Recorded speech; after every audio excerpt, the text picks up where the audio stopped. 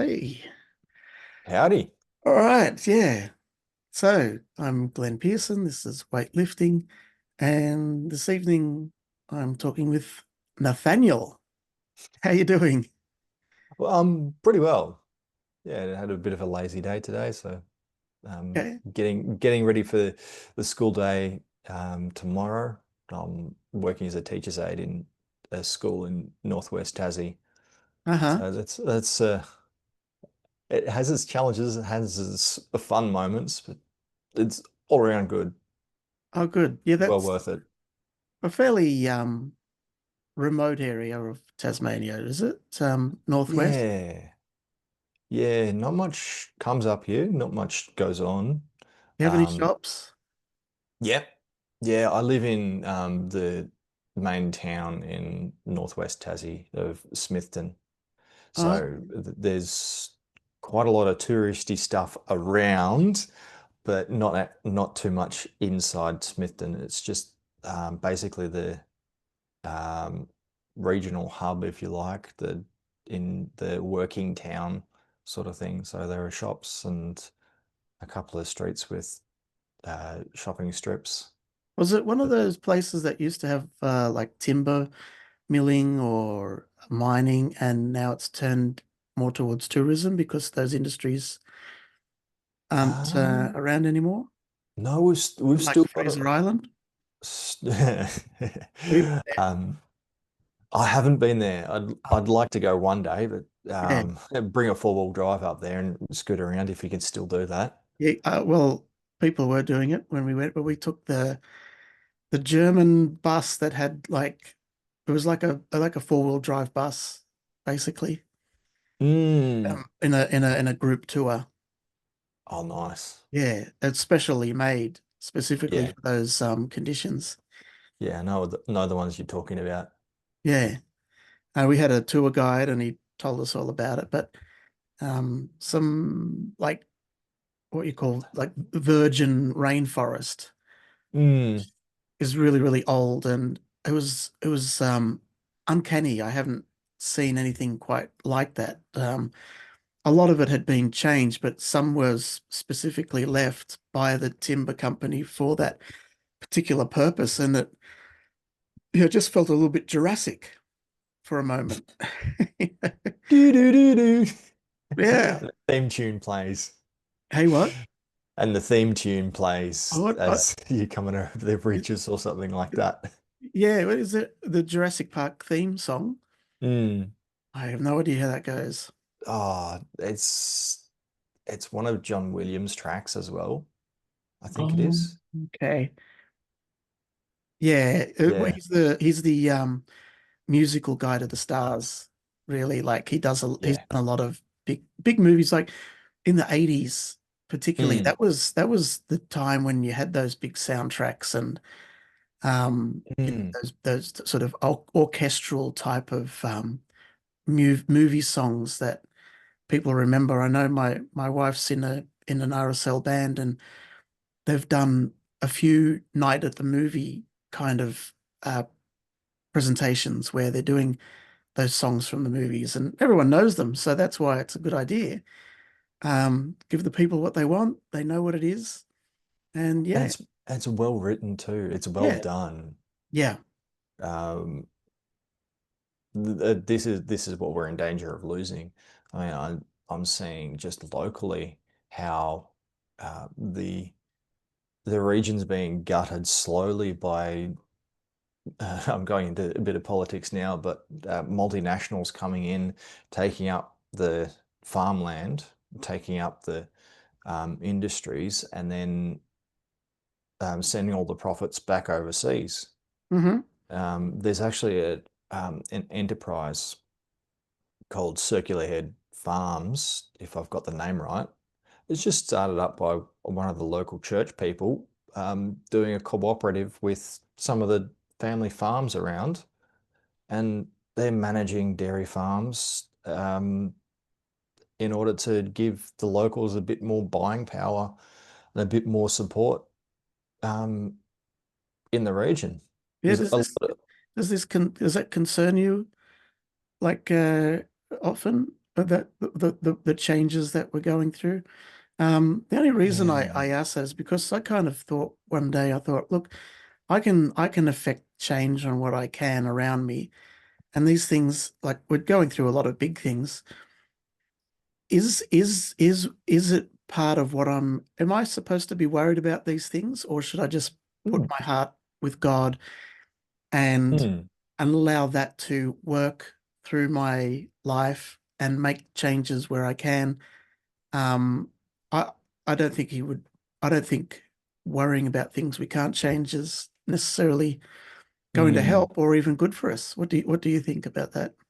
I think there's a prayer that sums it up really well. I got told it was the end of the Alcoholics Anonymous. Uh, The Serenity Prayer. the Serenity Prayer, yeah. Yeah. God grant me the serenity to accept the things I cannot change, the courage to change the things I can, and the wisdom to know the difference. Yeah, that's pretty spot on, I think. And as you Mm. said, that's the main famous verse, but it goes Mm. for a lot longer than that, doesn't it? Yeah, yeah, Yeah. yeah. And so that was actually that was started by two doctors. I Oh. looked into Mm. it, you know, out of curiosity. I think it started by doctors, but I think they were Christian as well. Mm. Um, you know, and a lot of people have been through those 12 steps, Yeah. you know. Um, but if anyone's out there and they're thinking about going to Alcoholics Anonymous, I think the idea is that you're supposed to be in remission. You're supposed to be on the wagon. You're not supposed to go to those meetings if you're still drinking. You need to have, and you certainly need to go to those meetings sober, but you need to have maybe yeah, you can't be still in your in a drinking habit because it's full of people who don't, you know, that they're in in that stage, and I think that that's the Mm. expectation. So don't go there thinking that that's going to be the way to find a way to stop drinking. It's a way to find support to continue with sobriety. Mm. That would Just make sense. just to clarify that, and that's the concept behind church as well. It's not necessarily a place to go to find God and to become a Christian, Mm. but church is there to support people who are already Christians, to put them in, to remind them who they are, what they're doing, and to support each other. But that Mm. doesn't mean that that doesn't mean you can't go, but don't be surprised if it doesn't address. You go to church and it's not actually speaking to people who aren't Christians. And it's not a place where you might say, well, I didn't, I went there and I didn't know any more by the time I left. Mm. And a lot of the words they kind of uh, um, they relate to assumed knowledge. So Yes. yeah, so there's Yeah. usually a lot of that, and that doesn't help with someone who hasn't spent much time, because once you get to a few words or phrases that go over your head, you'll be like, oh, you know, this is a bit tough. There's a what what what would you suggest to somebody who's just thinking, oh, look, I'd like to know more. You know, Glenn just said I can't go to church to become a Christian. What have I got to do? Torben Sondergaard has a lot of teaching on this matter. He's a Danish preacher. Um, he's he's had a wild story over the last few years, but essentially he was saying if someone wants to know Jesus, don't take them to church. Really? Yeah. And he gives an example of a friend he took to church who didn't believe in Jesus. And his words, there I am worshiping, and turn around, she is not worshiping. She's looking around, daydreaming. I can't get Oh a yeah. Danish accent. Oh And yeah. and he makes the point that she was bored out of her brain for 45 minutes. Yeah. And then somebody comes up and says, I need your money, your money, your money, your money. Uh-huh. Uh-huh. And completely alienates. someone who's genuinely interested in Jesus, Yeah. but doesn't want to go through the ritual of a bland service. And I say bland service because of the most common model nowadays is referred to another pastor, referred to by another pastor um, as staring at the back of someone's head for an hour. Uh-huh. So what Torben Sondergaard says, if someone wants to know Jesus, take them to McDonald's, Uh-huh. sit down, have a conversation, open the Bible with them, Hmm. get them to ask questions, Yeah. and you'll get to them accepting Jesus a lot quicker because it's all relational, isn't it? It is. It is. It's like you've seen people, let's say you're in education and you've got two teachers talking and they're talking about a subject that they both know about.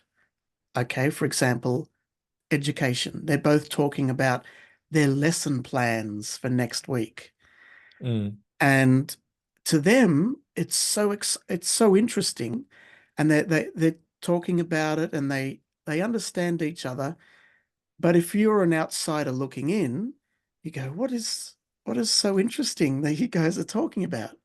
So this is really not just a Christian thing. It relates to any subject. If mm, if if you have these words and phrases, if you don't know what they mean and the significance of them, then that's going to have that effect on somebody, like a student at school when when it goes over their head. Um, so there is a little bit of work involved, in terms of asking questions and getting answers from somebody who's going to put you in the right direction in the first instance. And um, if anyone's out there, you can refer to my first video where I spoke to Pastor Jeremy. And if anyone wants to get in touch with him and just have that back and forth question answer session, that's really how I kind of got through the first difficult stages, and then it became enjoyable once I had that initial kind of door opening, and then you're kind of off and you're exploring this new subject. mm. But often that first instance is very important. So I would recommend doing that. So tonight, Nathan, or yeah, it is tonight. Nathaniel. Nathaniel, yeah, would you prefer if I called you Nate? I know that's what a lot of people call you for short, or Nathaniel. What would you Yeah, like? either is fine. I don't like being called by another name. So Nathan or Daniel, I'll get pretty narky with you. Okay, yeah. Yeah, it's um yeah, I've had that all my life. It's just part and parcel with having an unusual, well, less unusual nowadays, but Because I've unusual name always known back you then. as Nate. Yeah, And I thought, how do you get Nate out of Nathaniel? But as you said, people go Nathaniel, Nathan, and they abbreviate the Nathan to Nate. And yeah. who's there's a couple of famous Nathaniels who get called Nate, is it? Yeah, there was Nate Saint. Um, and there's a rapper called I'm thinking back now, I think he was the same guy, but there's a Nathaniel who gets called Nate. He's a rapper as well.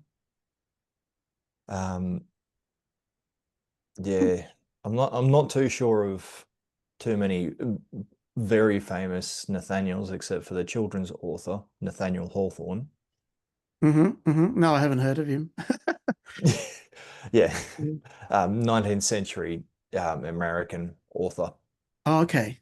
Oh, yeah. Well, seeing as how it's your name and it's not very common, you've probably looked into the famous Nathaniels in history. Mm. Yeah, A few of them, yes. yeah, yeah. Well, there's a few. Got to go back to the 18th century to find any. But Yeah. I thought tonight we thought we'd talk a bit about to start off with Jordan Peterson, Mm. and then move on and talk a bit about Charlie Kirk.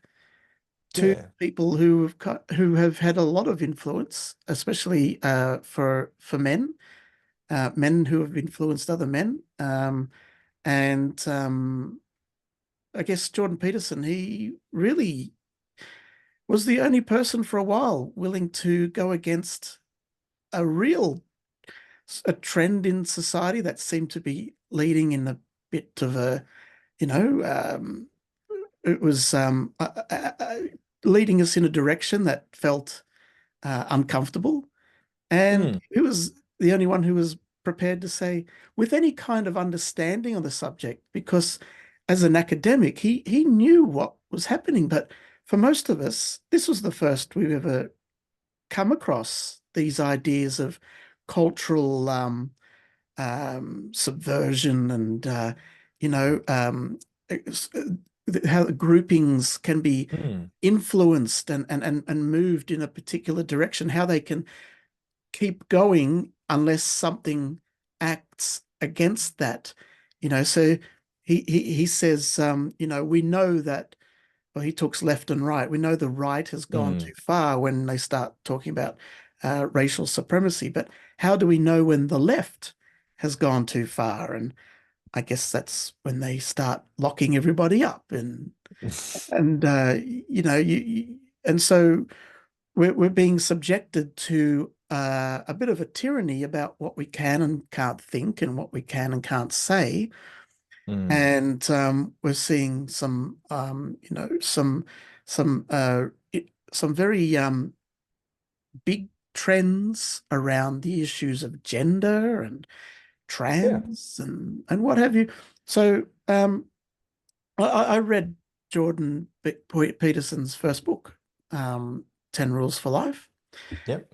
And it was his chapter um, on do something meaningful, not just what is expedient. And Mm. that was his chapter on the Christianity, basically.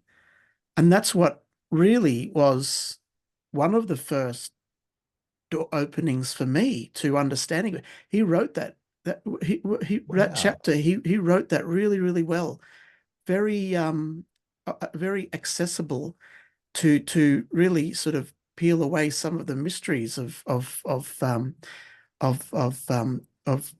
Christianity, really. And so that wasn't the whole book, though. The other chapters involved his own experiences and other people, but that particular chapter, sat with me. But he's mostly famous for speaking up and defending things that have become taboo and become the Yeah. bad things. But they're not really bad, are they? Nathaniel, sorry. No, go ahead, mate. Sorry. Yeah. His initial rise to prominence was through the free speech um, hoo-ha of, well, gosh, nearly 10 years ago, 2016. Now I feel old. Um, um, and he was saying um, you can't tell people what to say. You can't police their speech. Mm, And the chapter you're talking about goes a couple of steps further and says, well, if if you're so concerned about this, that's utterly meaningless. You're just whacking people over the wrist for something that really doesn't matter. Turn and put your life into trajectory that actually does matter. Um, hmm and he he kept laboring on that topic, and very quickly he got crowds of people who had either been ostracized previously for speaking out against this, or for those who were hiding their views because it wasn't welcome on university campuses.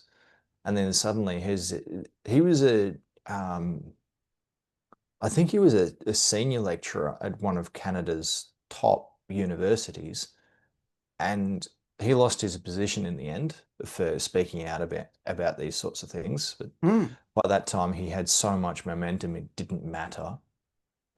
Um, but a lot of people my age, my generation, gravitated to him because he was saying the things that are true, especially young men who had been told you're toxic, you're evil, your hobbies are evil as well, um, and all your thoughts are degenerate and evil, and we want nothing to do with you. So it gets a young guy pretty down when all of society is telling you you're a worthless piece of trash. Yeah, right. And all of a sudden there's this grandfatherly figure almost saying, no, you matter. You just got to step up and take responsibility for your own life, which in hindsight sounds really harsh, but young men really need that push, Yeah. especially because where's the creativity going to come from? Okay, um, my girlfriend is very, very interested in art. She's shown me her artwork and explained the story behind a lot of the pieces. I can't do that. I can't sit there with an art paintbrush Yeah. and paint pretty pictures, just very, very basic. But I can go and build a planter box. So you're saying there's acceptable creativity and creativity that's not really valued as much or given as much attention anymore. Yeah, Um, exactly. you Like know, for example, it's not really appreciated. yeah, yeah, I've come from a trade background. I was a cabinet maker and went into house painting as well.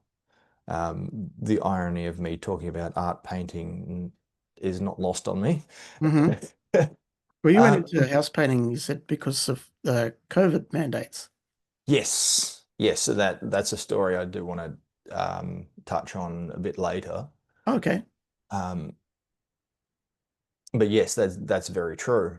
Um, my journey into education um, was started by the whole lockdowns and me reevaluating exactly what people like Jordan Peterson and Charlie Kirk were trying to get people to actually see in that there are jobs that are essential and also bring meaning. Like, Hmm. nobody likes to eat dirt for 5 years in order to get a trade. But by the end of those, well, 3 or No, four that's what you're right. years, Yeah, yeah, that's right. That's what you got to do to, you have a skill. yeah.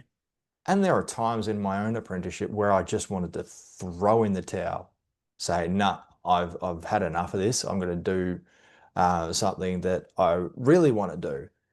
And every time I thought that, I was thinking, hang on, I've got a stable job. I've got a routine. I know what I'm doing and I'm gaining a skill. So at the end of it, I'll be much better off than if I quit at any point along the trip. And it's all about trying things, all about seeing how things work. I mean, my landlord is a builder himself. I can go across and ask him for advice. There are people at church that are builders too. And sometimes we form a little group talking about what jobs are coming up and what needs to be done. And that goes, and what you're saying about um, the little interests and jargon speak of, say, any field, but Mm. It's the vocabulary, the Yeah. yeah, yeah, of anything like if you're talking about farming, you got to Mm, know what an auger is, mm, you know, or a tractor. What are the, what different attachments can you have and what are they called to do mm, different jobs? So yeah, it's it's related to the language of a subject. Yeah. mm. Precisely. Mm. And farming is a perfect example of a seemingly thankless job Yeah. where you get up, you say you're running dairy cows, um, and you've got to milk them twice a day. You've got to make sure they've got good grass. You've got to make sure the fences aren't knocked down. You've got to make sure all your equipment is running well. And that's just the basics. If you want a better shed or a better equipment, you've got to do most of the work yourself. Mm-hmm.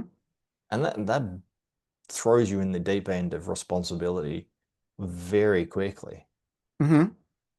But these days, I'm looking around and I'm pointing the finger at myself here as well because I'm not good at disciplining myself. A lot of young people don't want that because they look at it and see it's hard work and they want to run the other direction. Yeah, but are they conditioned to think that I think it's so. smart to do that? To avoid the hard work, to avoid responsibility. That's the smart thing to do. Is that conditioning, like Mm.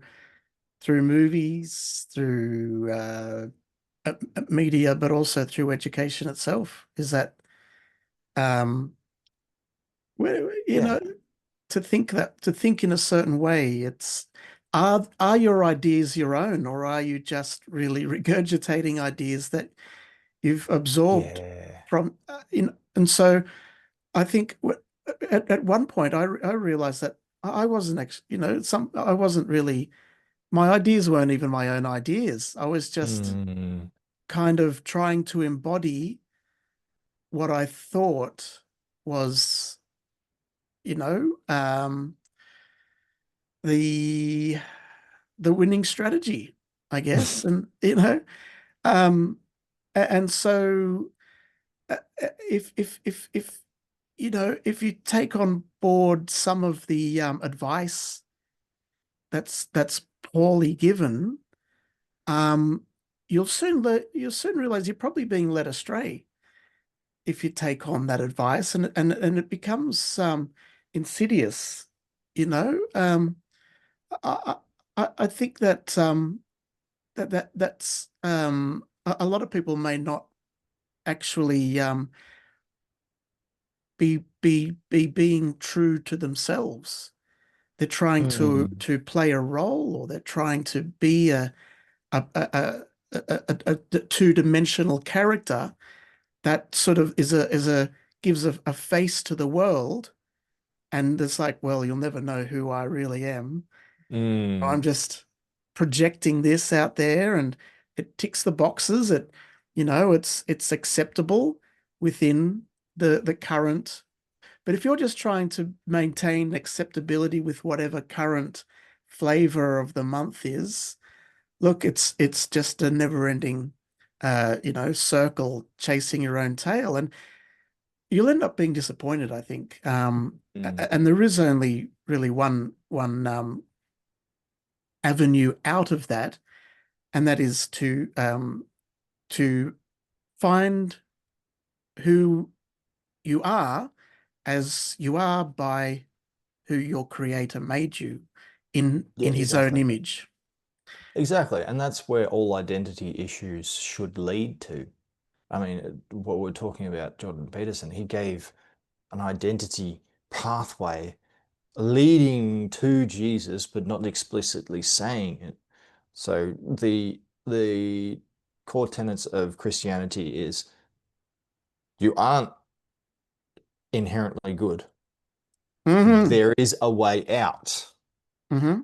which is the step that the world says doesn't exist. And so when we talk about Jesus is your savior, he's saving you from not only this world, but he's saving you from yourself. I've I've been made aware of that very clearly since before I moved to Tassie, actually. Um, I was doing a fundraising hike around Cradle Mountain in April last year for um, an organization called Berry Street. They make sure children have a safe home and do a lot of foster caring, support a lot of foster carers and do a lot of trauma-based education as well. But it was after that trek, I got back to Melbourne, back where I used to live, and immediately my identity was attacked by the enemy. Um, we call him Satan. His name literally means adversary or accuser Hmm. in Greek and Hebrew. So how were Uh, you attacked? in my mind, Uh-huh. I was Doubt just and doubt, told I wasn't worth it, that all my efforts were nothing, and I mean, I couldn't. This is how bad it got, actually. I couldn't even pray properly. It was that bad that I it felt like my direct line of prayer to God my Father was blocked because of these attacks. yeah, right. And all I could do during that time was say, "Not today, devil. I know Jesus will never, ever let me go out of his hand." And that was my prayer for about 2, 3 weeks. I was just playing the same song over and over again. It's literally called Not Today by Hillsong United. Um, and that was a constant battle I had for a while. Um, and it's really brought home how much identity is so important. I mean, we knew that previously, and we'd had, as a larger group of people, been talking about identity politics and how do you identify and identify as this, all that superfluous stuff. And it didn't really hit home for me until my own identity was attacked, not only last year, but when it all came to a head in 2020 as well. Um, so I just finished my apprenticeship in cabinet making and lockdowns hit. So I couldn't work and wasn't really doing much, wasn't stuck. It was basically stuck at home. So I used that time to reset, reevaluate what do I truly love in this world, and then I came up with just two answers. Jesus, so I spent a lot of time in scripture, and children. So I thought, oh, okay, well, might as well get paid for it. Going to childcare, that blew up around the mandates. I got my certificate out of that with a lot of fight. Um, but that was You know, a it's really a big. dangerous thing to say that you love children these days, though, mate. Well, my school's pretty happy with me. Colleagues are pretty happy with me, and I'm still learning how to be a good teacher's aide and um, support the teachers. Um, but that goes back to the fear of what people might say as well, and how Jordan Peterson was saying, well, stuff them basically, and that's basically what Jesus says too. Stuff them. Um, there's a whole set of rules that are given in love for you to treat others well and to build each other up. I mean, Jesus literally says, by this that you will know that they will know, meaning other people will know that you are my disciples, that for your love for one another. So you said you have a girlfriend, but you don't have any children at the moment, do you? No, no, no. Not of my own.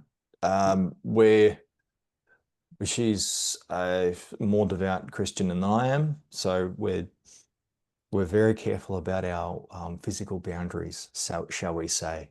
Oh, we won't go there. Wish I did, but anyway.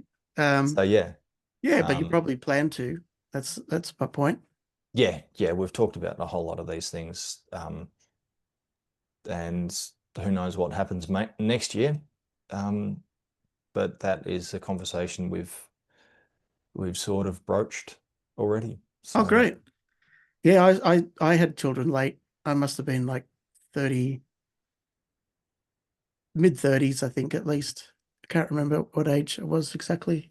Maybe a bit like towards a couple of years older than that. But um if you have your time again, you'd probably do things. I would probably do things differently. But then again, um, that's a silly thing to say because I've done it this way and that's the way it's turned out. So, mm, one of the things that is in the Bible is that God can see eternity from the beginning to the end. mm, Um, and so, look, we're all here for a reason. We just need to find what that is. yeah, And we're not going to find that reason if we try to use our own uh, reasoning and try to make the reasoning from what we see in the world around us. mm, That's the kind of the modern box that we've put reasoning into. You know, it must be scientifically testable.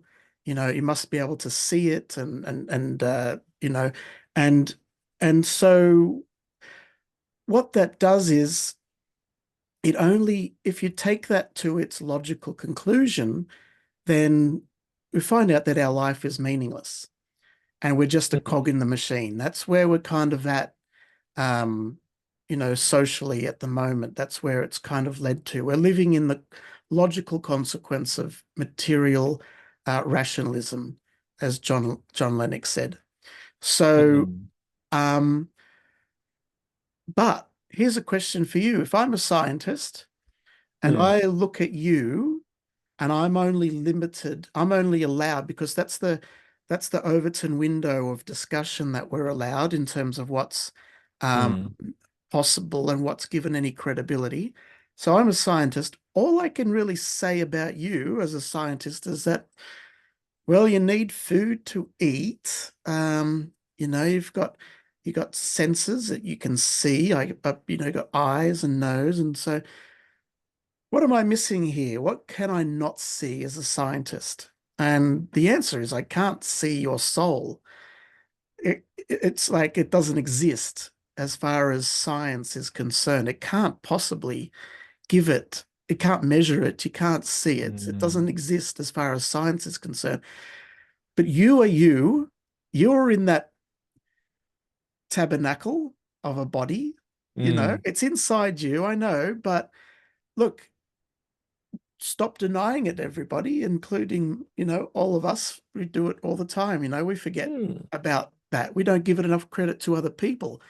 Like I forget about the soul that's inside other people, and you're just kind of dealing with mm, their externalities, while they're talking and they say words and I say words back, but I forget that there's a person behind that, the face and whatever they're doing. So mm, maybe I'm just new to all this, but I'm sure that people who are very more connected in that way, I'm sure that that's something that that's their main focus. But it's something that I'm, getting better at doing. And I tell you what, it makes a big difference, mm, because it's not something that you're given it's not something I was brought up with to give much consideration to. Like if you're learning about things, particularly sociology and things like that, it's all talked about in the abstract. So we Mm. reduce people to an abstract consumer, you know, Mm. and they will consume Yeah. things to make themselves as happy as possible.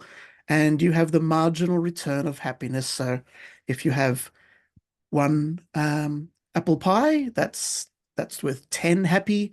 If you have a second apple pie, well, it reduces that happy to five. And it's, all these sort of deductions in rationalism until to the point where we're not even people who are making decisions about what we are supposed to do in our lives, people making decisions that affect our lives, I should say, are thinking about us in those terms. And we just become these economic cogs that, Mm. you know, um, I can be just as easily replaced with somebody else, particularly if they can do it cheaper. So I think we're Yeah. absolutely, we're existentially, we're in a bit of a panic at the moment because of, I think, of a lot of that is what's causing that angst of I know I'm more than that, but that's what I think I have to be to play the game. Mm. And you really, that is putting yourself into a box. Yeah. Not the, oh, I'm going to give, believing in Jesus a go. Or, you know, that is not, you'll find that that's not putting yourself in a box. That's actually realizing that you aren't in a box. It's it's because you're transferring what this methodology to try and get by in life, you're transferring that to this and wondering why that's not working and why is this not working either. You know, so It's all a I've been mindset. there. We've all Yeah. been there. Yeah, we have all been there. I like what Pastor Jeremy said in your first episode. It's oftentimes people who come into church, come into faith, find Jesus, however you want to say it, later on in life, have a, a different perspective and think things deeper and more thoughtfully than someone like me who's grown up in the church and assumed things. That thought about the soul, it really doesn't get talked about enough. As you say, we tend to um, think about it at church. Oh, yes, everyone has a spirit, everyone has a soul, every soul is worth it. And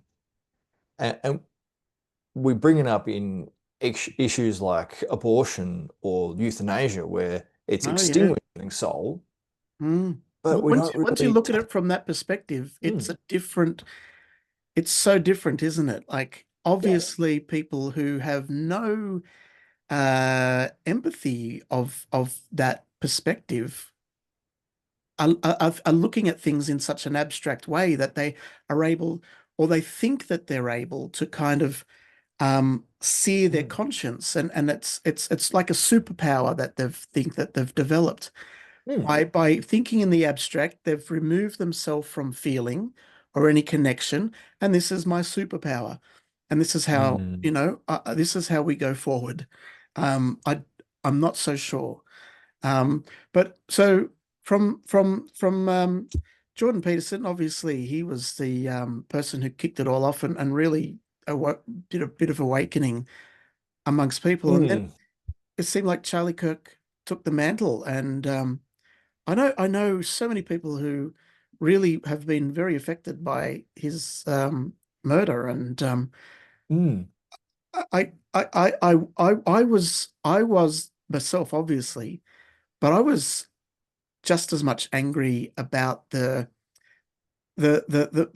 intention behind it, the intention to create fear and silence, as much as anything. That's what, because this is potentially, a matter of national security, particularly, in the US, but the Mm, security of the US affects the security of Australia. And when it comes down to it, that that's that's on the level of that's an important thing that we have to take a bit more seriously. I think sometimes is Mm, we have to maintain um, security of our country, and that includes security of the right to feel safe.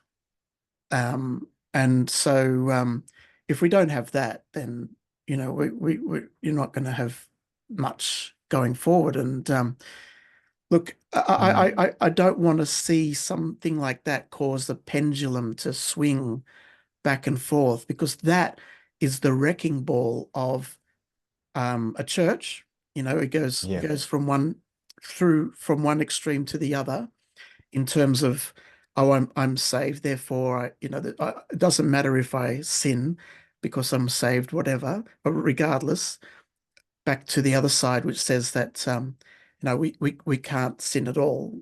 So in terms of Mm. church talk, that's the wrecking ball. But in terms of the country wrecking ball, we have the potential to go from one extreme, which we've called the woke left, to the Yeah. other extreme, which is also called the woke right. And Mm. both sides are full of people who say that they can do things for us if only we give Join them them. a vote, join them, and give them our money, and they'll be able to sort things out on our behalf. And I think that either side is taking people away from the realization that it's our responsibility to play our role as peacemakers, Yes. when wherever we can. Because if we outsource that responsibility, don't be surprised if they take advantage of it and get that pendulum back and forth, because that's actually a money-making machine. Destruction is. So we Yeah. got to get off that. That's my point. And so, but that we're, I think that it's been heartening to see the reaction to what happened to Charlie Kirk. I don't think there's been um, you know, chaos or over the top, but there's been a real determination to try and work out what's going on. As far Yeah. as I can see True. from a lot of people, like you got a lot of investigation going on that we don't even know about. Mm. The internet sleuths are working overtime.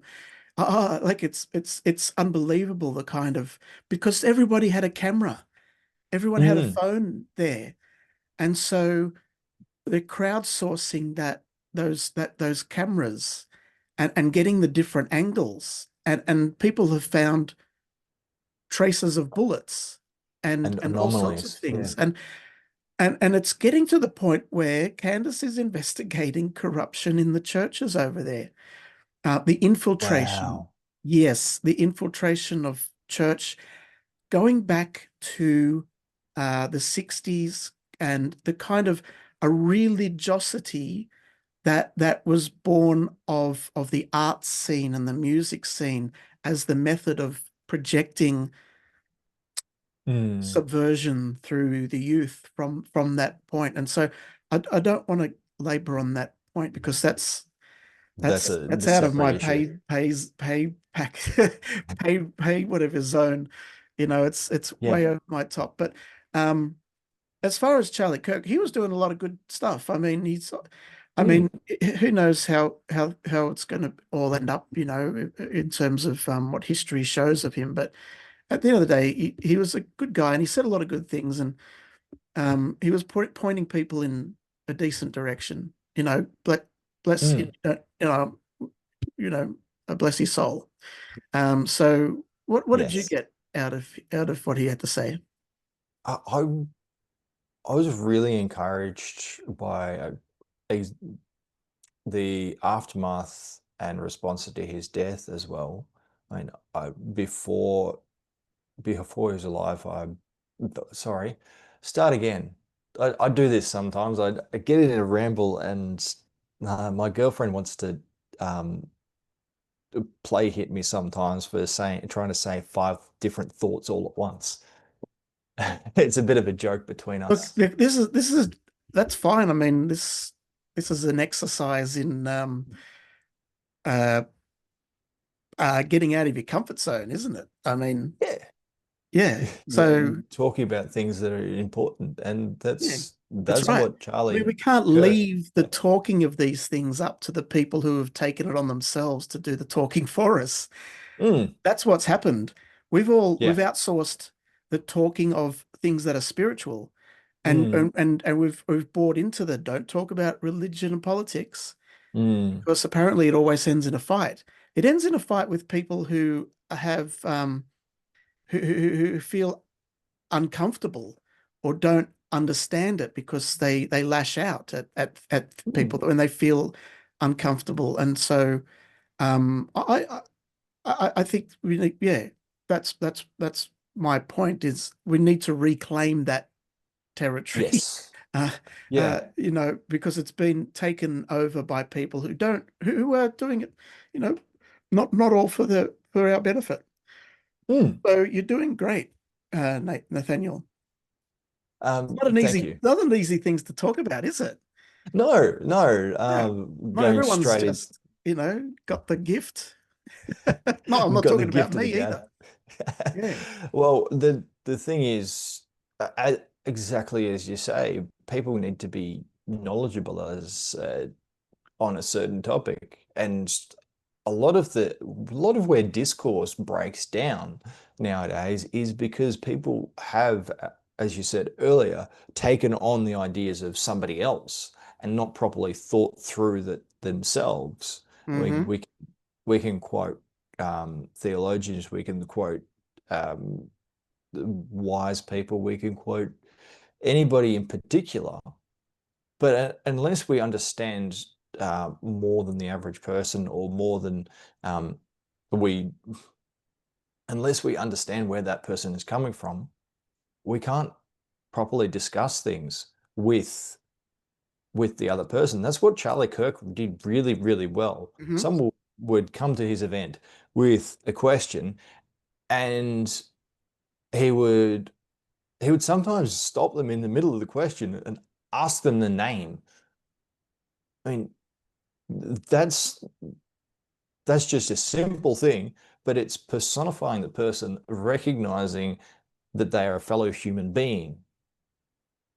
Would ask, where are you from? What university do you go to? Building a picture of who the other person is, even if it's a very brief picture of, and where they're coming from, or what angle um, their question is coming from, but most importantly, what their heart is. He was able to diffuse a lot of arguments before they actually happened because he respected the other person and said, Your view is perfectly valid, but here's why I believe what I believe." One video, someone came up to the microphone, and um, the kindest description is that this person looked like a clown without the nose. Brightly colored hair, um, tie-dye rainbow shirt and everything. Um, and she asks, does your political beliefs stem from your Christian values and Christian beliefs? And she was all disarmed before she even asked the question, because Charlie asked her name, asked what her interests were, asked where she was coming from, and all of a sudden you've built that um, even a little bit of trust, but you've shown the other person that you value them as a person. And that was Charlie's strength. He didn't come down top down, breathing fire and brimstone, like someone like Christopher Hitchens would do. But he would connect with the person directly. And Charlie ended up to this particular question saying, "Yeah, my political beliefs do stem from my Christian beliefs, but I've made sure to back all of my political beliefs are without scripture, without um, my Christian beliefs. They're personal to me, but my political beliefs can stand on my own. That's just a small example of how he explained himself and how he knew his subject matter, but he was also getting to the heart of the person. And I think, frankly, we in the church have become so used to having, I'm going to say it bluntly, having the right answers that we think the right answers will speak for themselves. You just have to learn them.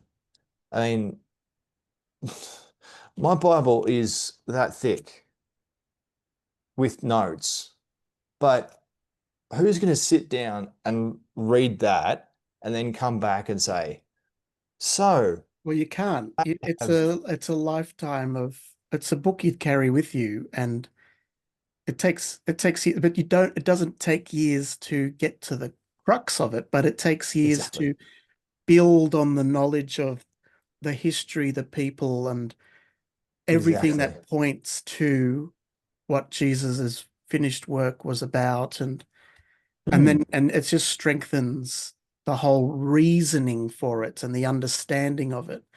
mm. Yeah. So yeah, it's an intimidating looking book. And I've tried before to go from, okay, read it like a book but well, yeah, so Same. Yep. yeah, it's not. I mean, it's made up of 66 books. Some of them Mm. are like thousands of years old. Well, All of actually, them are. all of them are thousand. Well, all of them go back before Christ, say 1500 years. And then you've got about 100 or 200 years after his Mm. crucifixion, and then that's it. It stops there, Yep. Everything and is that brings in yeah. the church age Yep. because we didn't have churches before Christ's crucifixion, and so Mm. since then we've had churches um, maintaining that knowledge and teaching of his teachings and the Mm. will of so. Yeah, I think it's interesting to note that after Jesus was resurrected and then he went to heaven, um, they went through a process of a lot of questions and answers. So the people Mm. who were put in charge to stay on earth, the apostles, they then went out, and it wasn't a case of, the way that they taught was to say, okay, throw your questions at me, and I'll tell you the Charlie Kirk style. Yeah, exactly. And see if my logic stands up on its own feet. See if I'm a Mm. hypocrite. See if you can catch me out. I'm confident. I know not just in my head, but I know in my heart, and I know through experience. I know looking and studying history. I know Mm. from my experience with other people. Just I mean, it seems like it's all too much, but these are all of the different elements that can reinforce um, what you learn in that sense. So Mm. um, he people might think, oh, he was out there trying to um, get people onto his team Kirk, and that he was. I guess in some ways it's easy to be cynical because it Yeah. did turn into tens of millions of dollars a year for his organization. But that's another story. I think Yes. that's definitely something that other people are talking about, but we just want to talk about some of the things he said, not Mm. necessarily the organization and what it's turning into now. It would seem, who knows? But no, his approach was very what would you say? His approach was very orthodox, very his it was the way that we're Mm. told to approach how to teach things is to go out to the people who need to hear the word, engage with Mm. them, don't belittle them, find out what their questions are and give them as much honesty back as you can without any, so he was doing it. He was walking the Yeah. walk, incredible guy, you know. And he's done that pretty much since he left school. He saw the difference between sorry, not the difference. He saw the effect that modern culture is having on young people and thought, well, I want to do something about it. He had the courage to just start out, and yeah, he might have got a leg up or two at the start with a few interviews. I've seen some of those interviews, and he's 18, 19 years old, and he's pretty wise for that age. He, but he was articulate. He knew his mind. He knew what the goal was, Mm, and he was just willing to work it one step at a time, day after day. This is That's one of my favorite concepts in scripture at the moment. Just the day of small things. Um, Brick upon brick, one day at a time, and then you'll find out, oh, if you've done what today's work is for today, and you've done that for months, you'll find that what you set out to do is built up already. that's And right. that's Yeah. that's what Nehemiah did. He found out that the after the Jews had been um, taken from their land from exile, and the main city, Jerusalem, still had its walls broken down. So he thought, I'm going to fix that. And he scouted around and said to the people, look, this is what we're going to do. And you do that section, you do that section, you do this section. We'll all work together. We'll all work just one day at a time, and we'll get it all finished. And the people were with him, and the the people that were against them wanted to stop that every day. There are multiple times where Nehemiah just basically prays, "Help God, you know what's going on," then sticks back at the task of rebuilding the wall. That's a bit of a tangential example, but Charlie Kirk started with not much, and then he's leading one of the most, and he's leading one of the most influential grassroots organizations that the US has ever seen. Yeah. Yeah. Look, it, when I was 19, I didn't have half of his, his wisdom. Um, Mm, but yeah, he's a big loss, obviously. mm, I know he meant a lot to a lot of young men in particular. Um, but but it's really heartening to see that what he did wasn't in vain because it's really sparked a lot of people just to get out and to say what they truly think and to say, look, no, this is the alternative. This is what's held society together for a lot longer than what's going on mm, in our society now. These are the things that bind people together, and these are the things that get people through tough times and give people meaning and the will to live.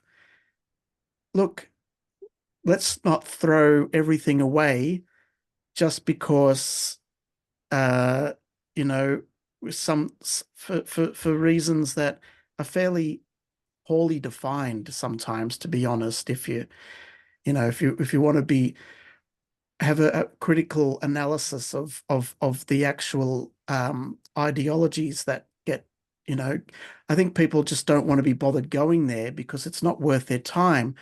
But we're at the point where it can't be avoided. You can't mm. ta- you can't not take a side. you have to decide what you know to be right, or what, and if it doesn't have to be in agreement with what we're talking about tonight. It can be, but if it isn't, at least accept when things don't make sense with what you're saying, when you're being a Yes. hypocrite, when you contradict yourself. Accept those things. Don't just deny those things when they're pointed out to you. You can't Mm. have it both ways. So that's I think that's what is important to me, is to have a firm basis, um, and be willing to be open to scrutiny. Mm. It's and to you know yeah, that's very important, because um, in the contest of ideas, I think the truth is, um, you know, it's out there. It's but yeah, I guess what I'm saying in not a very eloquent way is that um, there is there is more to people than their political allegiance or their Yes. gender or their identity. You don't have an identity. You do well, not in the case that people are putting out there these days. No.